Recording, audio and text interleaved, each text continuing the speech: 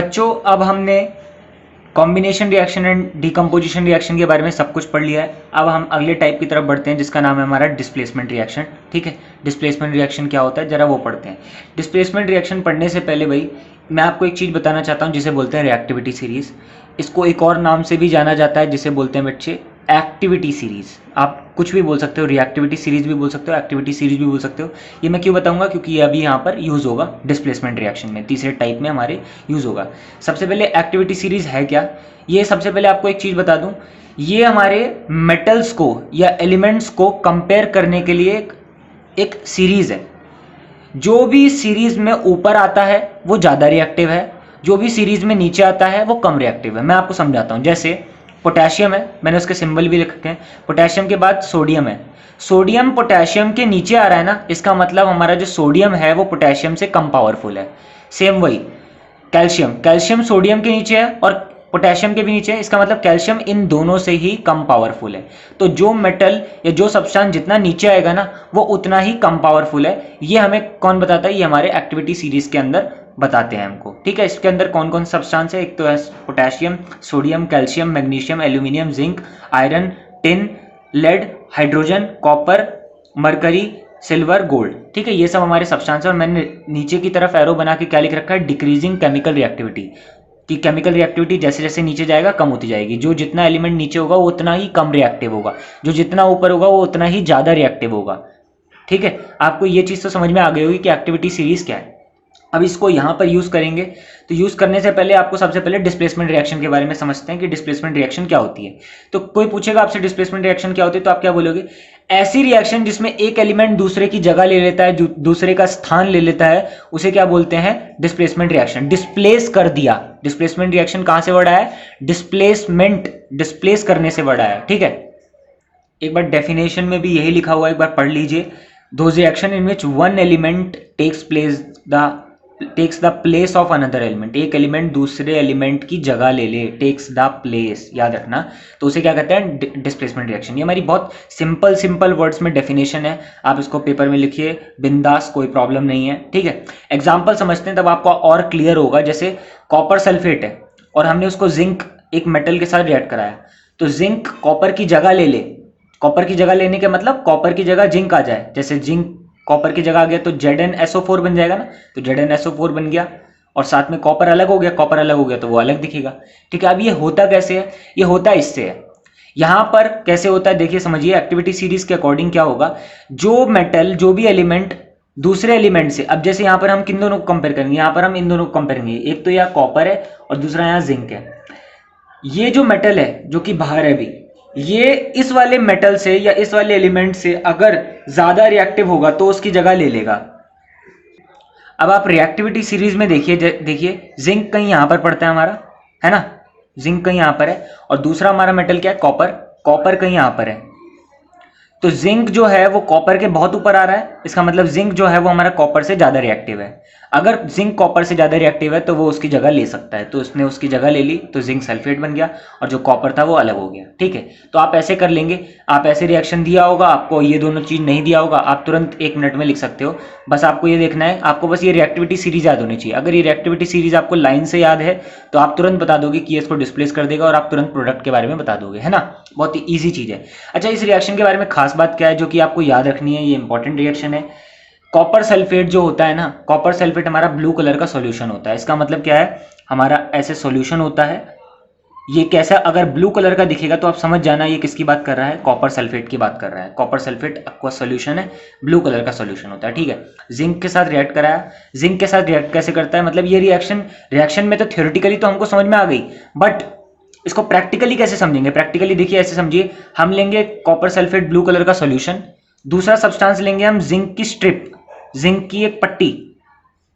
ठीक है, जिंक की एक स्ट्रिप ले ली, स्ट्रिप का मतलब मेटल का टुकड़ा जो कि किससे होगा, जिंक से बना होगा।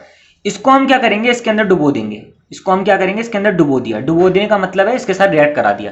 प्रैक्टिकली ऐसे होता है, जिंक के साथ जब डुबो देंगे तो क्या होगा, कुछ टाइम बाद 5-6 घंटे बाद हमें क्या देखने को मिलेगा, ये जो जिंक है ना, ये जो जिंक का ये जो पार्ट है, ये वाला पार्ट जो इसके अंदर डूबा, इसके ऊपर कॉपर की लेयर चढ़ जाएगी, इसके ऊपर किसकी लेयर चढ़ जाएगी, कॉपर की लेयर चढ़ जाएगी, जो कि कॉपर कैसा दिखता है, रेड ब्राउन कलर का, मतलब इसके ऊपर रेड ब्राउन कलर का सब्सटेंस दिखेगा, तो हम समझ जाएंगे इसके ऊपर क्या है, कॉपर की लेयर चढ़ गई। और ये जो हमारा पहले तो कौन सा सोल्यूशन था, कॉपर सल्फेट का सोल्यूशन था, अब ये सोल्यूशन क्या है, वो जो जिंक था ना वो इस कॉपर सल्फेट के साथ घुल जाएगा, वो बन जाएगा जिंक सल्फेट। ये जो हमारा ब्लू कलर का सोल्यूशन था ये अब हमारा बन जाएगा कलरलेस सोल्यूशन, मतलब इसमें से सारा ब्लू कलर गायब हो जाएगा। ठीक है, प्रैक्टिकली ये हमको ऐसा दिखेगा ये। ठीक है, तो हमको समझना भी चाहिए कि कोई रिएक्शन प्रैक्टिकली कैसे हो रही है, सिर्फ थ्योरी पढ़ने से काम नहीं चलेगा, प्रैक्टिकली भी समझेंगे तब हमको क्लियर होगा। ठीक है, वैसे ही मैंने एक और रिएक्शन लिख रखी है, आपको समझ में आ जाएगी। Copper sulphate same blue colour का सॉल्यूशन है, याद रखना। अब आयरन, यहाँ पर क्या जिंक लिया था, जिंक की स्ट्रिप, यहाँ पर हम आयरन की स्ट्रिप ले सकते हैं, या फिर हमारी जो कीले होती है ना वो भी हमारी क्या होती है, आयरन की कीले होती हैं। ठीक है, Fe आयरन, जो कि हमारी कीले कैसी दिखती हैं, ग्रे कलर की कीले दिखती हैं। अगर आप कीलों को ब्लू कलर के सॉल्यूशन में डाल दोगे तो हमारा क्या होगा, रिएक्शन हो जाएगा। अब देखो आयरन कॉपर को हम सबसे पहले देखेंगे कि कौन सा ज्यादा पावरफुल मेटल है, तो हम रिएक्टिविटी सीरीज में आते हैं। हमारा आयरन कहाँ पड़ेगा, Fe हमारा यहाँ पड़ रहा है, और हमारा कॉपर का पड़ रहा है, कॉपर हमारा यहाँ पड़ रहा है, तो आयरन कॉपर के ऊपर है ना, तो इसका मतलब ज्यादा रिएक्टिव है, ज्यादा रिएक्टिव है इसका मतलब क्या है, इसको डिस्प्लेस कर देगा, डिस्प्लेस कर देगा तो FeSO4 बना लेगा और कॉपर बन जाएगा।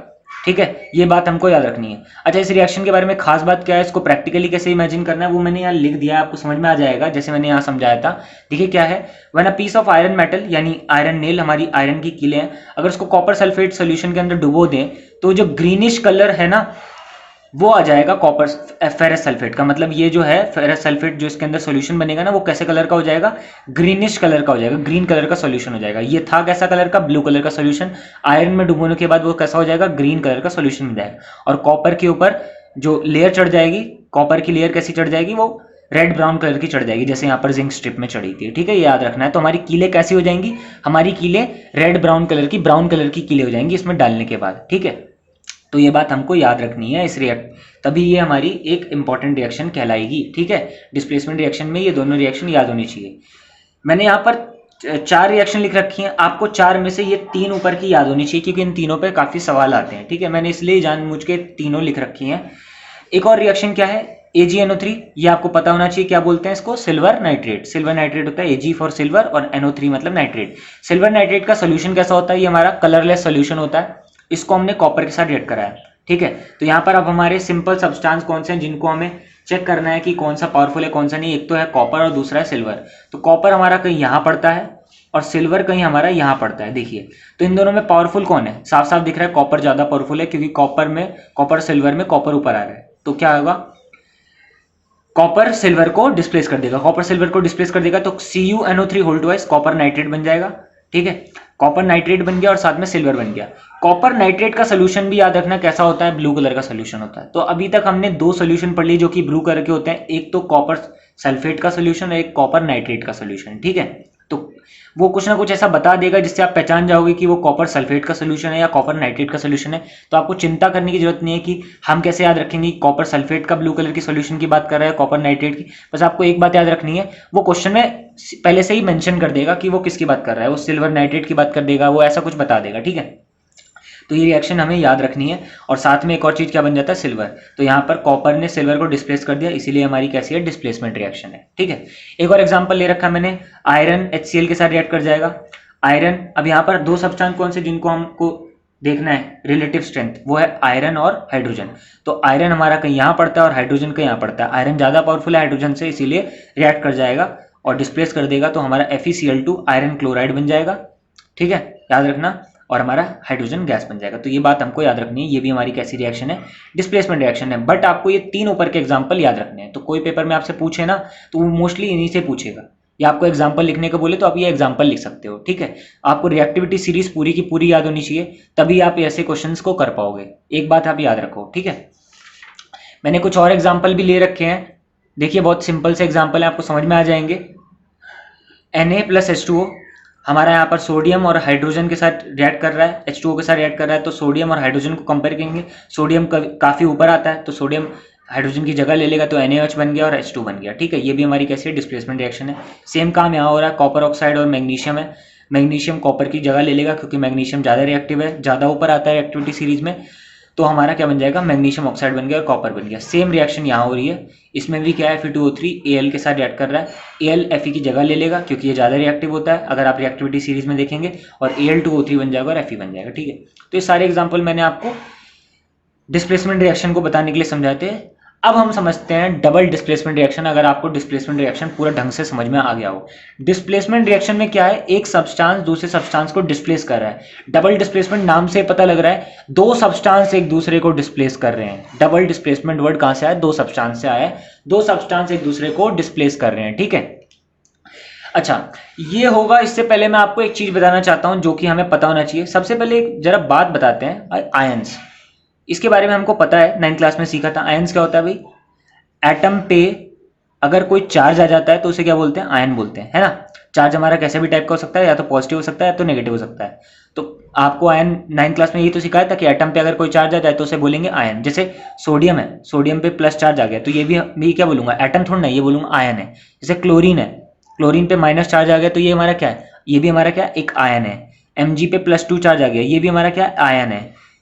तो ये सारे क्या है, आयन्स हैं। जैसे SO4 पे -2 चार्ज आ गया, ये भी हमारा क्या है, आयन है, इसे सल्फेट आयन बोलते हैं। NH4 पे प्लस चार्ज आ गया, ये भी हमारा क्या, आयन्स है। मैंने आयन्स के बारे में ये बताना चाहता हूँ क्योंकि अभी आयन्स की जरूरत पड़ेगी यहाँ पर। ठीक है, तो आयन्स के बारे में आपको कंसेप्ट क्लियर होना चाहिए। एटम पे कोई चार्ज आ जाए तो उसे क्या बोलते हैं, आयन्स बोलते हैं। ठीक है, अब देखो यहाँ पर क्या है, डबल डिस्प्लेसमेंट रिएक्शन कैसे होती है, कैसे पहचानेंगे, वो सब देखेंगे। जरा समझते हैं, बहुत आसान चीज है। सबसे पहले डेफिनेशन पढ़ते हैं। Those reactions in which two substance, two compounds react by an exchange of ions। दो सब्सटेंस इस तरह रिएक्ट करें ताकि उनके आयन्स एक्सचेंज हो जाएं और साथ में वो दो न्यू सब्सटेंस बनाएं, to form two new substance. क्या हो जाए, उनके एक्सचेंज ऑफ आयन्स हो जाए। याद रखना है, ऐसी रिएक्शन जिसमें आयन्स एक्सचेंज हो जाए और दो नए सब्सटेंस बन जाए उसको कहते हैं डबल डिस्प्लेसमेंट रिएक्शन। ठीक है, डबल डिस्प्लेसमेंट रिएक्शन बहुत पूछा जाता है, उनके एग्जाम्पल ज्यादातर पूछे जाते हैं। ठीक है, तो आप ये बात याद रखना, और इसकी डेफिनेशन भी हमारे बहुत इंपॉर्टेंट काम की है। ठीक है, मैं आपको समझाता हूँ। देखो कैसे पहचानेंगे डबल डिस्प्लेसमेंट रिएक्शन, बहुत आसान है। जैसे मान लो AgNO3 है और NaCl है, इजी है। AgNO3 में जरा आयंस ढूंढो, कौन कौन से आयंस हैं। बेटा इसके अंदर दो आयंस हैं। आपको पता है कटायन क्या होता है, कटायन आपने 9th क्लास में सीखा है। कटायन का मतलब जिसपे पॉजिटिव चार्ज होता है उसे बोलूंगा कटायन। जैसे Na पे पॉजिटिव चार्ज है तो मैं बोलूंगा ये कौन सा आयन है, इसे बोलूंगा कटायन है। ठीक है, एक आपने और नाम सुना होगा अनायन। अनायन का मतलब जिसपे कैसा चार्ज होता है, नेगेटिव। जैसे इस पे नेगेटिव चार्ज है ना, तो ये हमारा क्या, अनायन है। तो हमें क्या करना है, इसके अंदर दोनों आयंस ढूंढना है, कटायन भी ढूंढना है, अनायन भी ढूंढना है। इसके अंदर भी सेम काम करना है, कटायन भी ढूंढना है, अनायन भी ढूंढना है। तो AgNO3 के अंदर कटायन क्या है, Ag+ और NO3-, ये हमारे कटायन और अनायन है। ठीक है, ये आपको पता है, 9th क्लास में आप लोग सीखे हुए हैं। NaCl के अंदर कटायन और अनायन क्या है, Na+ कटायन है और Cl- अनायन है। ठीक है, अब क्या होगा, ऐसी रिएक्शन जिसमें क्या हो जाए, एक्सचेंज ऑफ आयन हो जाए। मतलब आयन एक्सचेंज का मतलब इसका कटायन इस वाले अनायन के साथ रिएक्ट कर जाए और इसका कटायन इस वाले अनायन के साथ रिएक्ट कर जाए, उसे क्या बोलूंगा, डबल डिस्प्लेसमेंट रिएक्शन। जैसे देखो AgCl के साथ रिएक्ट कर गया तो AgCl बन गया, और NaNO3 के साथ रिएक्ट किया तो NaNO3 बन गया। तो आपको बहुत सिंपल सा समझ में आ गया होगा डबल डिस्प्लेसमेंट कैसे रिएक्शन। उसके अंदर जो आयन्स है ना वो एक्सचेंज हो जाएंगे, इसका आयन इसके साथ रिएक्ट कर जाएगा, इसका आयन इसके साथ रिएक्ट कर जाएगा। तो ये हमारी कैसी रिएक्शन होगी, डबल डिस्प्लेसमेंट। अच्छा, डबल डिस्प्लेसमेंट रिएक्शन के बारे में आपको एक चीज बताना है, बहुत इंपॉर्टेंट। डबल डिस्प्लेसमेंट रिएक्शन जब भी होती है ना, जनरली हमारा PPT बनता है। PPT के बारे में आपको पहले ही बता चुका हूँ, प्रेसिपिटेट। ठीक है ना, जो कि सब्सटेंस नीचे बैठ जाता है, आपको मैं बता चुका हूँ, पूरा एक्सप्लेन कर चुका हूँ। तो क्या हो जाता है, जब भी डबल डिस्प्लेसमेंट रिएक्शन होती है तो हमारी कोई ना कोई PPT बनती है। तो यहाँ पर AgCl जो है वो PPT बनी है, वो कौन सी कलर की होती है, व्हाइट कलर की PPT होती है। ये बात आपको ध्यान रखनी है। ठीक है, एक और मैंने एग्जाम्पल ले रखा है डबल डिस्प्लेसमेंट का, BaCl2 + CuSO4। CuSO4 की अभी बात की थी, कॉपर सल्फेट ब्लू कलर का सोल्यूशन था। ठीक है, अच्छा इसके अंदर आयंस ढूंढते हैं, इसके अंदर भी आयंस ढूंढते हैं ताकि आपको क्लियर हो जाए। BaCl2 के अंदर आयन हो गया Ba2+ और Cl-। ठीक है, ये हमारे आयन हो गए।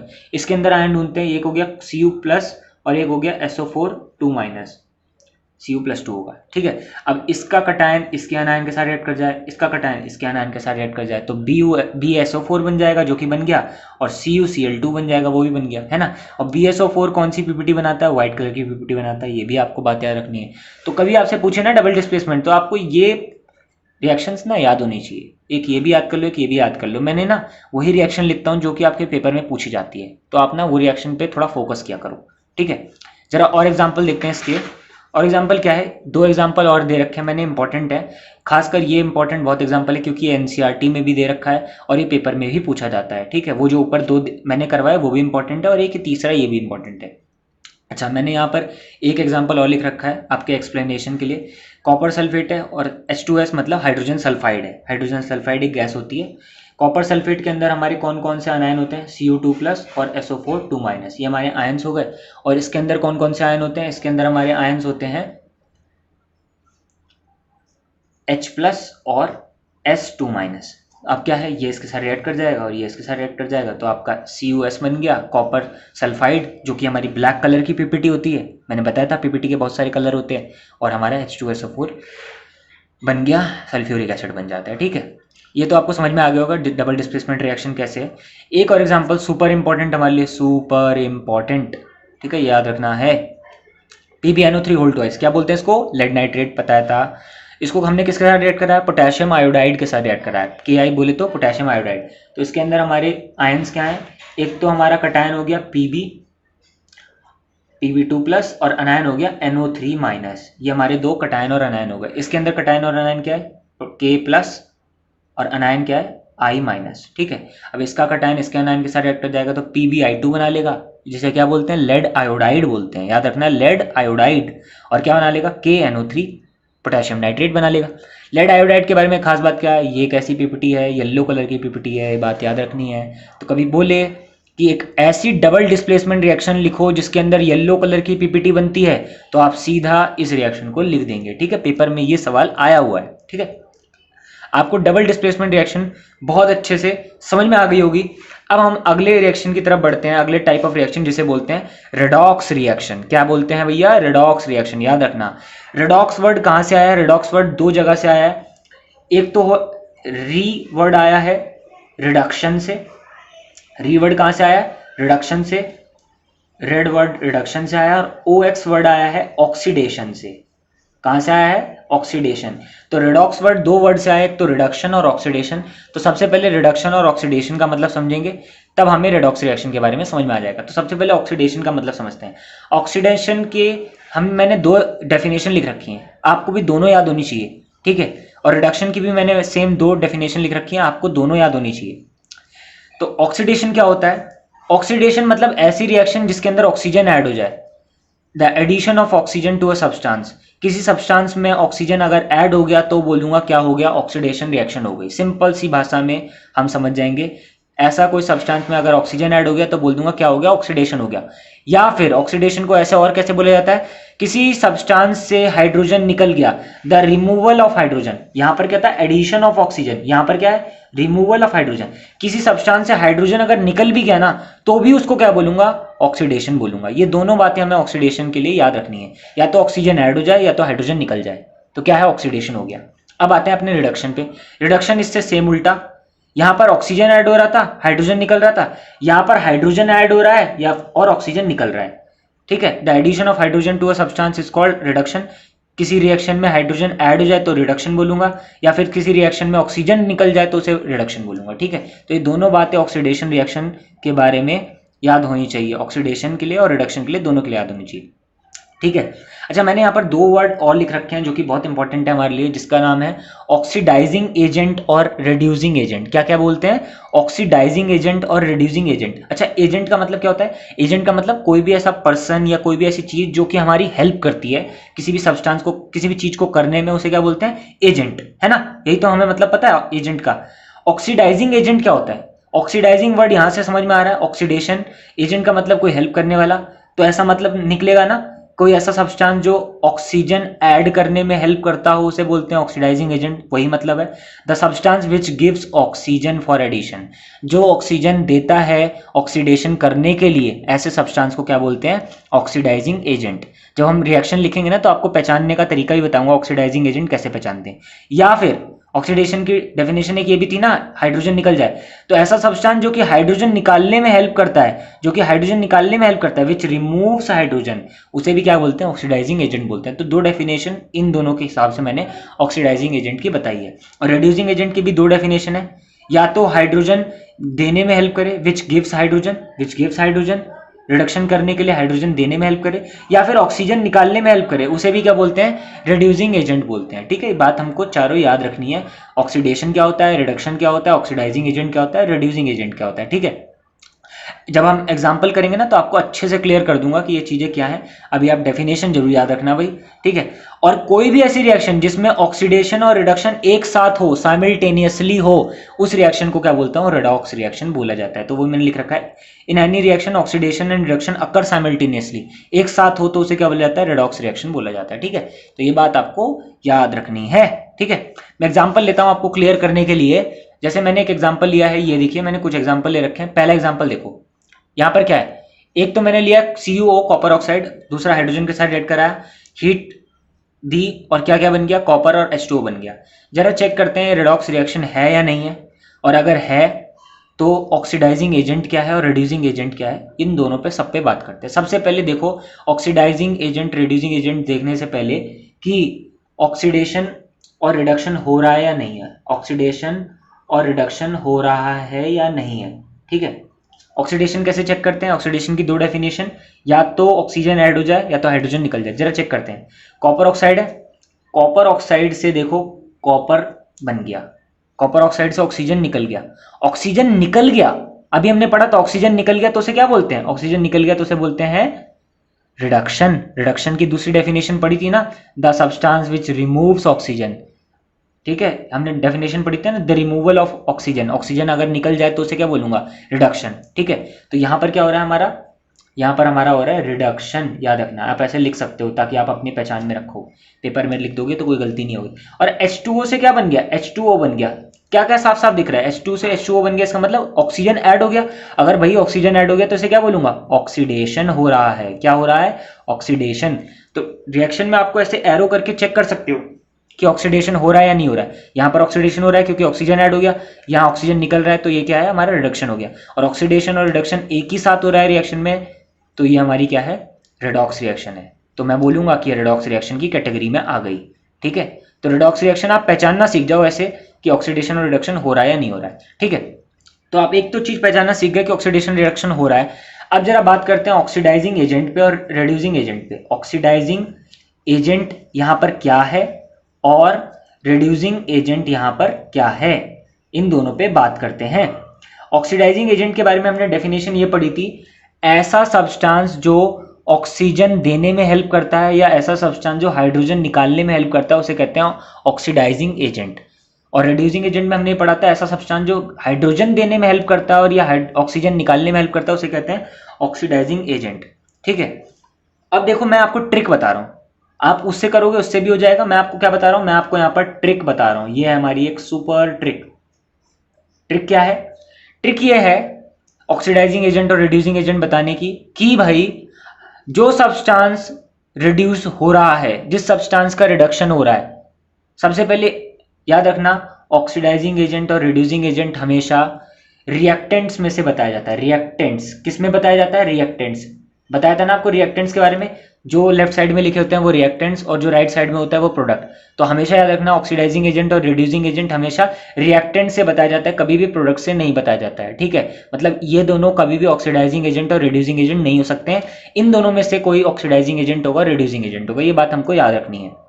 ठीक है, तो ऑक्सीडाइजिंग एजेंट पे बात करते हैं। ट्रिक के अनुसार जो सब्सटेंस रिड्यूस हो रहा होता है वो हमारा ऑक्सीडाइजिंग एजेंट होता है।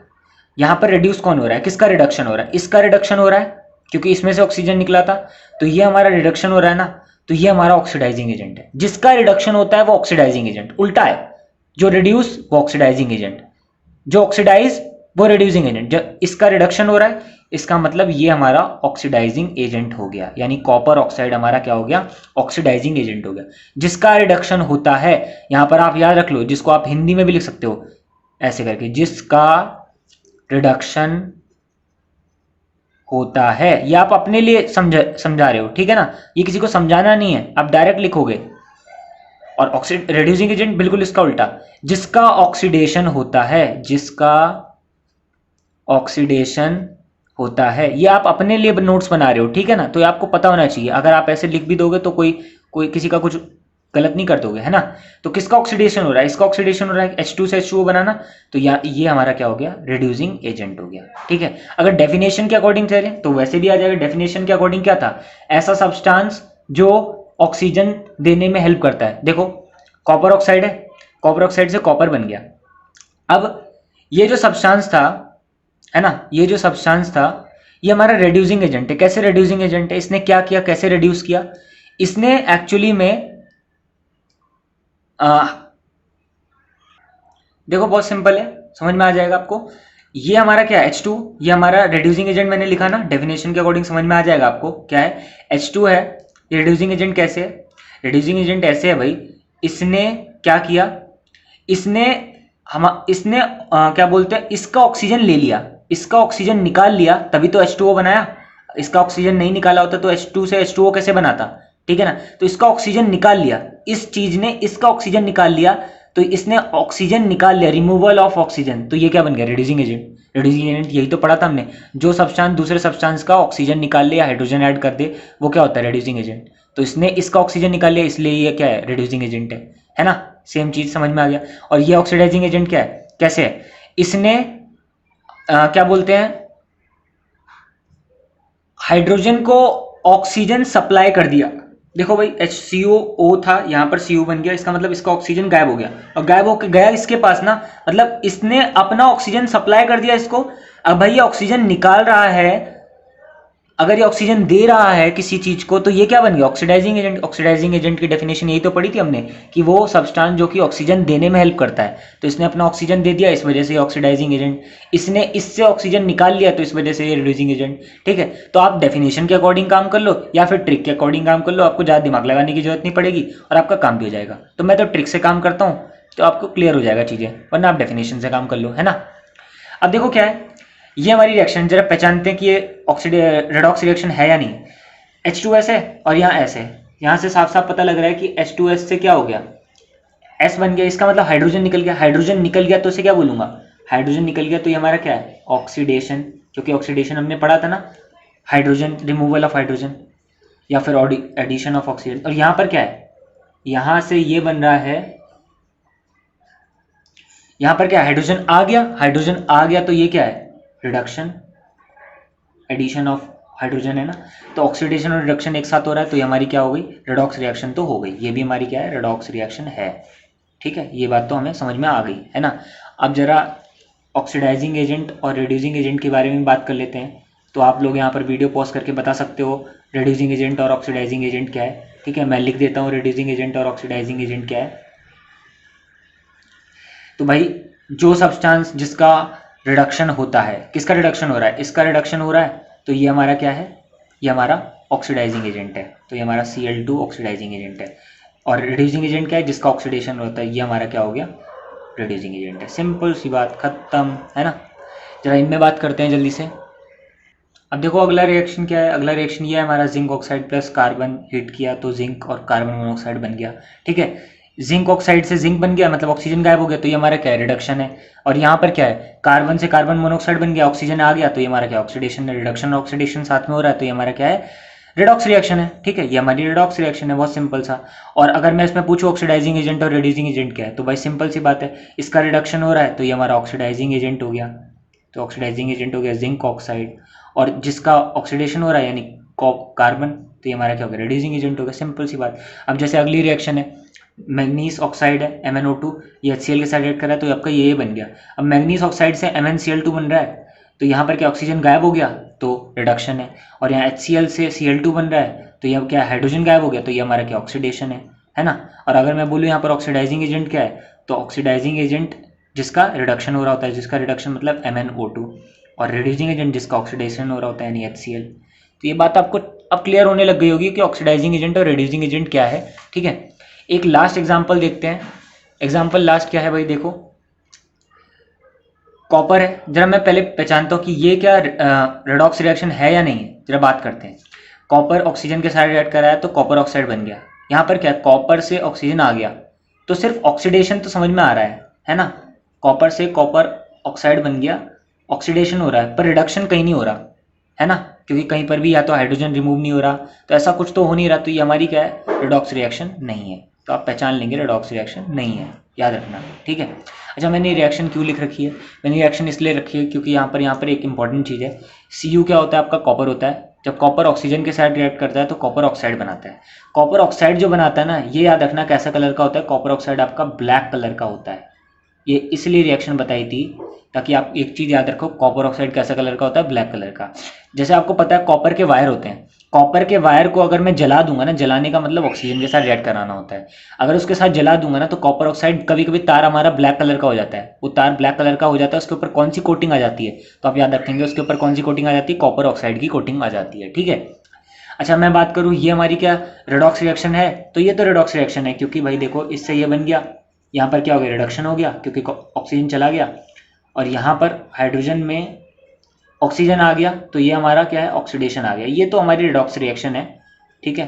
तो ये तो है, बहुत सिंपल है। तो आपको इतना पढ़ने के बाद रेडॉक्स रिएक्शन के बारे में पूरा आइडिया हो गया होगा, और डिस्प्लेसमेंट रिएक्शन और डीकम्पोजिशन और हमारे क्या बोलते हैं डबल डिस्प्लेसमेंट रिएक्शन के बारे में भी ढंग से आइडिया हो गया होगा, ठीक है।